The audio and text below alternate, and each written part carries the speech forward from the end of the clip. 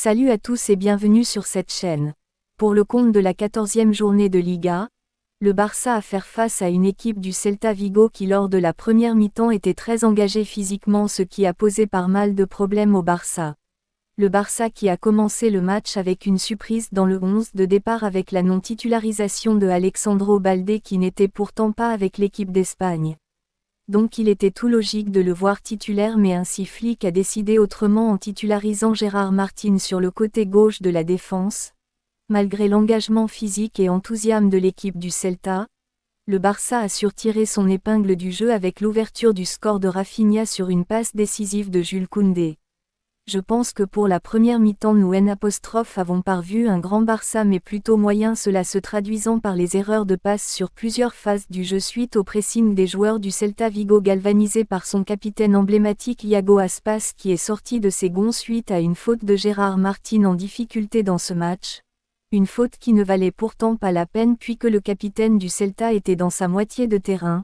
Sachant qu'il avait déjà pris un carton jaune en début de match, il aurait vraiment dû aller avec moins d'engagement. Le Barça a vraiment eu chaud sur cette action car l'arbitre aurait pu mettre un deuxième jaune synonyme de carton rouge. Les amis, imaginez le Barça 10 contre 11 en deuxième mi-temps en plus à l'extérieur. Ça vraiment été dû. Dites-moi en commentaire si l'arbitre a pris la bonne décision d'épargner Gérard d'un deuxième carton jaune. Mais une chose est sûre, c'est que l'arbitre a commis beaucoup d'erreurs lors de ce match.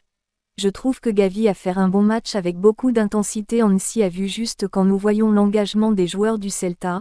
En tout logique, sa titularisation a fait du bien. La deuxième mi-temps du doute.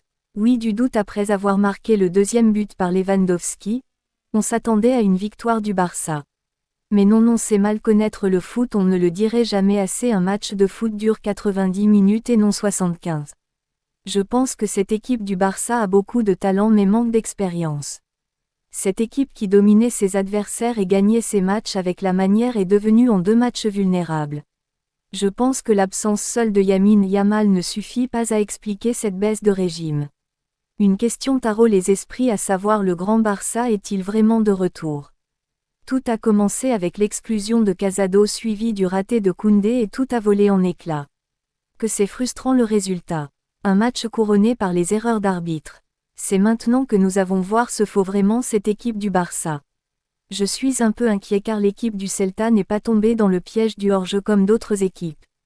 Selon vous, pourquoi Balde n'a pas été titulaire?